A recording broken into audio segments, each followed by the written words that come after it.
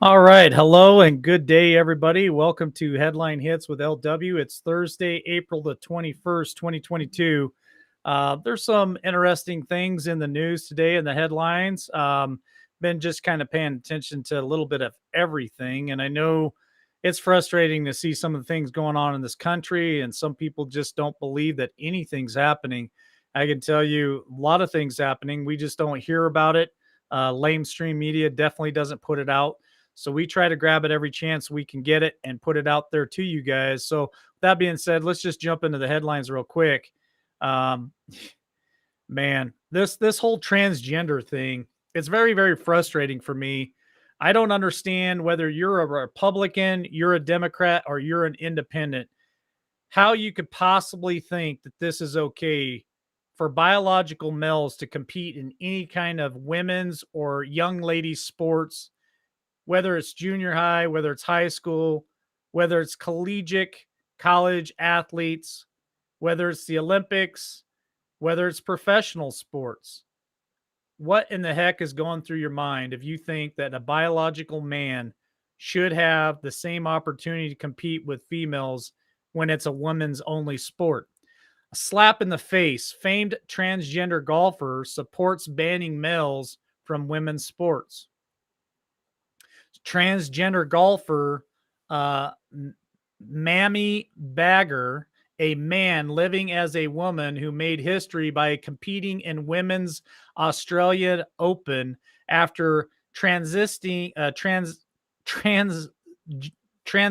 into a woman in 1995, says it's utter rubbish that male bodied transgender athletes are being allowed to compete alongside women in professional sports. So this is a man who claims to be a woman who actually competed against women in the Australian Open and had his transgenderism happen in 1995. He says now it's utter rubbish and that males should not compete in women's sports, and I totally agree that.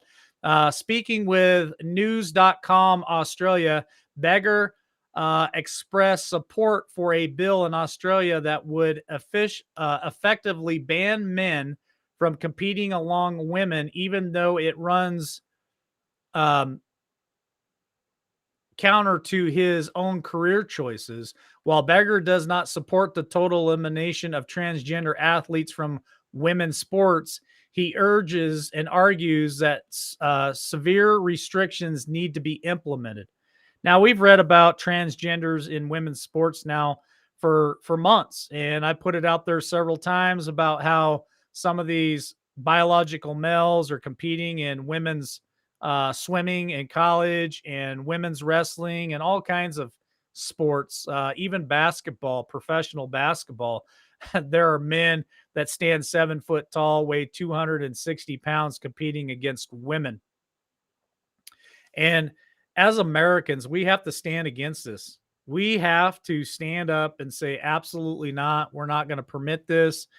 We need to reach out to our state representatives, our congressmen, and it's time for them to actually stand up for us. They need to hear our voice, and they need to hear it clear and loud, and they need to do what we ask them to do.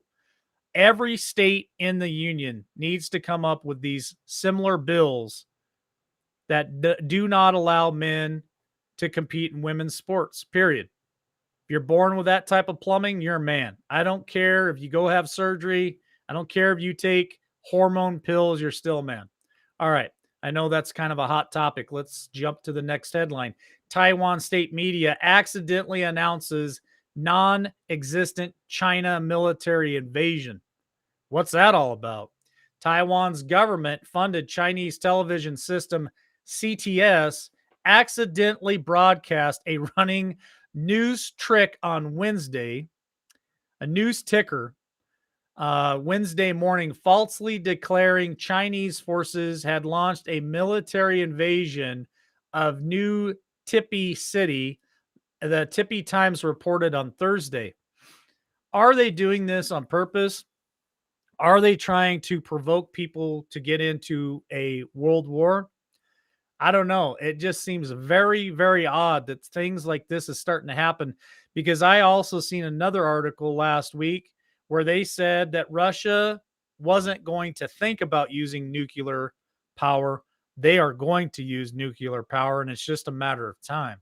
So the Taiwanese public broadcasting, the CTS, allowed mock alerts intended for upcoming disaster drill in New Tippy City to enter its text feed for a running news ticker at the bottom of its 7 a.m. news bulletin on April the 20th. The text including alarming messages such as communist forces strike New Tippy City with guided missiles. Now, we heard last night that there was also an alert in Washington, D.C., that there were planes invading Washington, D.C. last night. I got a text message about it. Alert came across my phone, and I put it out there, and a lot of people had said that that was something that already been kind of debunked. And it just, so we're having it happen here in America.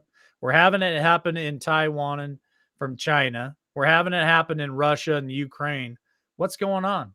Naval vessels explodes, faculty ships damaged at port of Tepe. Read another false update. Arson and explosive placed by suspect special forces at Banjago, a training station. No casualties. STS and news ticker featured claim. So, folks, it's hard to know what's real and what's real at this point. Just a lot of things out there in the news. I thought I'd bring this up because I wanted to warn you guys.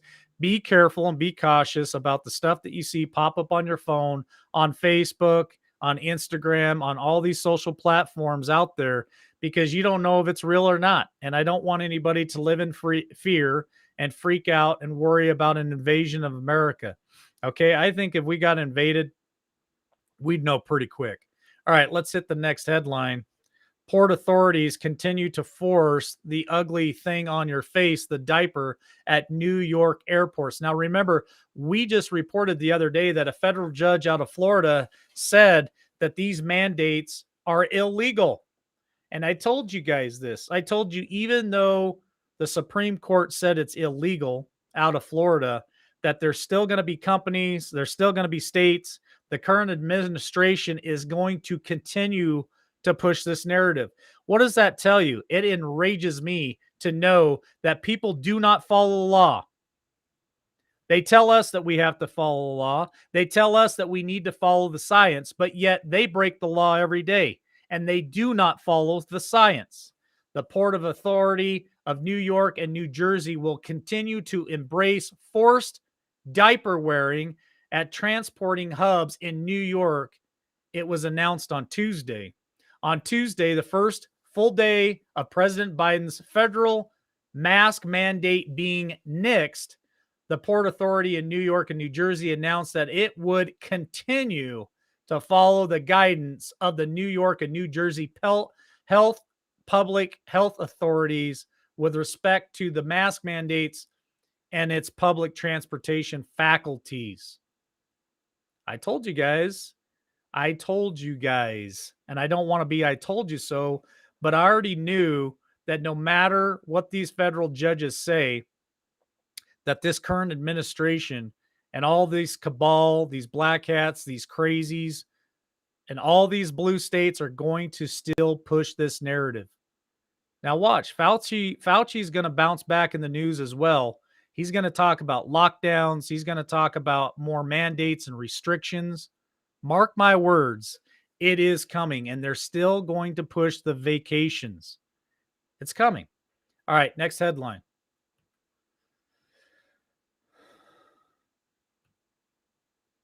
Florida Senate passes bill to end Disney special tax jurisdiction. Now, remember, I reported on this earlier.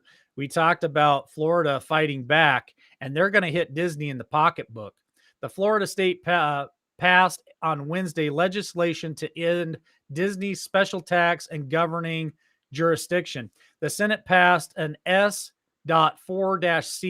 which is legislation Man, I have a hard time saying that word. Legislation that would dissolve the Reed Creek Improvement District, otherwise known as a special tax and governing jurisdiction for Walt Disney and the World Resort. The legislation passed with 23 votes in favor of the bill and 16 against that bill. The Florida legislature authorized the special district in 1967 to boost economic development and tourism. However, Governor Ron DeSantis, a Republican, and Florida Republicans proposed the legislation to eliminate the special district after Disney has continued to oppose DeSantis' parental rights and education bill and also pushed to incorporate, quote, many LGBTQIA characters in its stories, end quote. DeSantis said that state lawmakers would consider the proposal this week to strip Disney's special district. Florida State Representative Randy Fine, a Republican, followed quickly in suit to propose the legislation to eliminate this corporate welfare for Disney. So that's how we're fighting back on all of these people, folks. I talk about it constantly. Hit them in the pocketbook. Quit shopping at Walmart. Quit shopping at Target. Quit feeding the monster that is attacking us and our children. They're after our children, and we keep feeding them.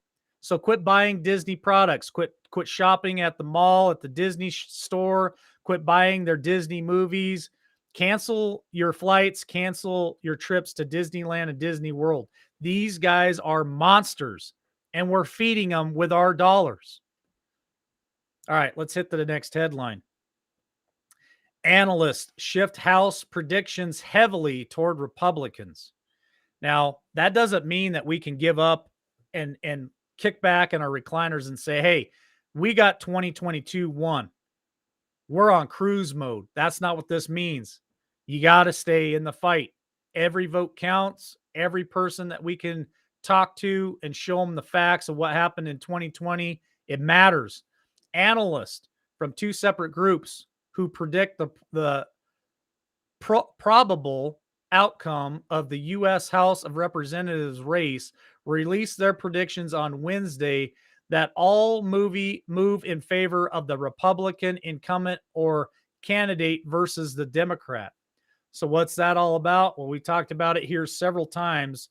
University of Virginia Center for Politics and the Cook Political Report shifted their House predictions in favor of Republicans.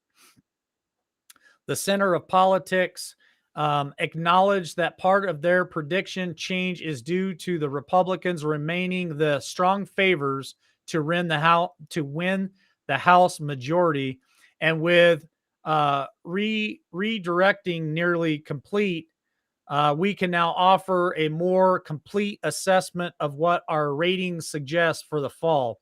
So they have a whole list of these people running for the offices. It's a pretty good list. If you guys want to catch that, you can catch that at Breitbart. I'm not going to go into it, all the congressional district races, but it's a big list. And we've talked here at LWN several times about how I believe there's a total of about 35 Democrats that suspiciously are stepping down and not running for reelection. What's that all about? It's really strange that some of them are saying, hey, I'm going to go ahead and retire now because my family matters most to me and I need to spend time with my family. Is that the truth? Are they forced to step down for another reason? All right, next headline. Let's talk about Tennessee. GOP insiders in Tennessee reinterpret party bylaws to kick Trump-backed congressional candidate off the ballot. Listen, Tennessee, you guys need to stand up and pay attention to what's going on in your state. The Tennessee arm of the Republican National Committee, the RNC, the Tennessee GOP reinterpreted its bylaws this year, and a concerted effort by some party insiders to block primary ballot access for among other of congressional candidate that former President Donald Trump supports. So Trump has endorsed Morgan Orgus, and former State Department spokeswoman who worked for several years in his administration for the new congressional district in Nashville, created by redistricting efforts from the state legislature. Some party insiders viewed Orgus and fellow candidate Robbie Starbuck as carpetbaggers because they were new to Middle Tennessee, having moved there in the past couple of years. And so far, the past several months, these Tennessee GOP insiders devised a number of strategies to try to keep Orgus and Starbucks off the ballot. What does that mean? It's talking about the rhinos. So the rhinos do not want new blood coming into the GOP. They're afraid of them. And we got to hold these people accountable. We got to stand up for the candidates that we believe in. And we can't believe in them just because Trump backs them. We can't believe in them because they sound good when they're on national television making all these promises to us. We need to do a deep dive into each and every one of these candidates, and we need to find out what their past is and what they do believe in. And then if we do vote them in office, folks, we can't just turn our backs. We can't just go back to the same as always and think, hey, that's a great candidate. They're going to do a great job. I'll see you in 4 to 6 years. We can't do that any longer. We got to stay plugged in tune, and find out what these people's voting habits are, what they're voting for, and hold them accountable for everything that they do in public office. That is our new strategy as conservatives. All right, last headline of the day. This one just puts a smile on my face. A poll done says that Donald Trump commands the GOP and that has the greatest favorability rating. Romney and Mitch McConnell has the lowest. What's that about? Well, Donald Trump holds the greatest net favorability among Republicans, while failed presidential candidate Senator Mitt Romney, the Republican from Utah, which needs to be removed immediately, and Senator Mitch McConnell, Turtle Man, a Republican from Kentucky, which also needs to be removed immediately, ranked in the lowest. On Wednesday, YouGov poll revealed. Coming in with a net favorability rating of plus 63, Trump leads Donald Trump Jr. with plus 57, and Governor Ron DeSantis with a plus 53, Senator Ted Cruz with a plus 43, and Nikki Haley with a plus 41. Those are some pretty high ratings. Meanwhile, Romney's net approval rating is at a negative 31. Again, I urge all the patriots, all the conservatives of the great state of Utah, wake up. Get rid of this man. He needs to be retired immediately. Let's find a great candidate in the state of Utah to back up and support and vote this character out. The difference between Romney's approval and Trump's is 94 points. In second to last place came in Turtle Man Mitch McConnell, who scored a -3. McConnell's mark is at a 66-point separation from Trump. Now, if you remember correctly, in the year of 2020, Mitch McConnell was running for re-election. He was looking in really bad shape. The person that was competing against him was beating him in the polls. He begged Trump to back him and endorse him. Trump went ahead and did that. And I don't know if Trump knew that he was going to get stabbed in the back. I don't know what Trump's purpose was to approve of this guy. Maybe it was to shine some light on him and to show the American people what this guy really is. And as soon as he won that election, he turned his back on Trump and has been ever since. Both Romney and Mitch McConnell are embarrassment to the Republicans while leading the charge to protect the Washington, D.C. anti-party from destruction in 2021. Both voted with Democrats to fund President Biden's corrupt government and worked with the Democrats to pass the president's costly infrastructure package. In 2022, both men have supported anti-American first primary candidates such as Republican Liz Cheney, from Wyoming, who is in a tough primary fight against Trump endorsed Harriet Hagerman. Again, I tell you guys, we need to stand up. We need to fight back. We need to hold these people accountable, and we need to show up at the voting box in November of 2022. All right, that's the headline hits for today, folks. Don't forget, come back tonight on this channel, on Facebook and Twitch, and support our Ladies of Liberty. We got Hammy the Tamar Nation, Mary Kay, and Scad Warrior 2, who's going to be back tonight. I don't know what the show's about, but it's always great. So come support the ladies. You guys have a great weekend. I'll see you back Monday morning at 8 a.m. Eastern Standard Time on Liberty Warrior Nation Trinity here on Facebook for devotions. Love y'all. Have a great weekend.